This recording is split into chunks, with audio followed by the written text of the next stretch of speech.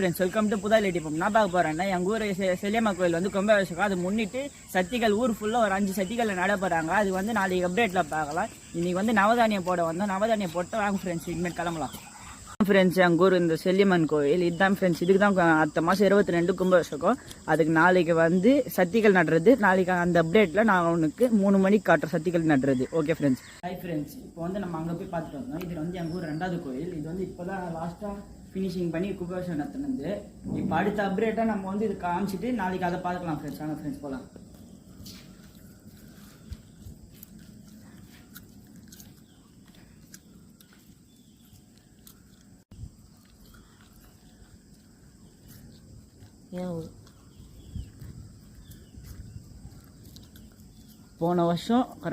போன வருஷம் டிசம்பரில் கரெக்டாக கும்பாபிஷேகம் நடத்தினாங்க ஃப்ரெண்ட்ஸ்.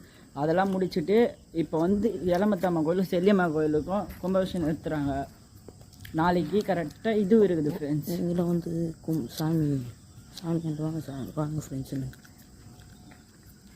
இந்த கோயில் எவ்வளோ முருகருக்கு விசேஷமோ அதுக்கேற்ற மாதிரி நந்திக்கும் விசேஷம். சிவன் கோயிலில் வந்து இந்த நந்திக்கிட்ட எது காதில் சொன்னாலும் சிவன்கிட்ட திரும்ப சொல்கிறதா ஒரு இதுவாக சொல்லுவாங்க ஃப்ரெண்ட்ஸ். இங்கே வந்து அதான் சிறுவாபுரியிலேருந்து இந்த கோயிலுக்கு வந்து ஒரே தடவை விசிட் பண்ணிட்டு போவாங்க ஃப்ரெண்ட்ஸ். சிறுவாபுரியிலேருந்து 1 கிலோமீட்டர் புதுவாயில் ஊருக்குள்ளே இருக்குது ஃப்ரெண்ட்ஸ் சிவன் கோவில். இது வந்து முருகருக்கு தான் ஃபுல் ஃபேமஸ் இந்த கோயில். இந்த கோயிலில் வந்து முருகருக்கு எப்போவுமே ஃபேமஸ். எப்போவுமே இந்த முருகர் வந்து இதுவில் தான் இருப்பார், விபூதி அபிஷேகத்தில் தான் இருப்பார். வீடியோ பிடிச்சிருந்தா சப்ஸ்கிரைபாக லைக் மட்டும் பண்ணிட்டு போயிடுங்க ஃப்ரெண்ட்ஸ்.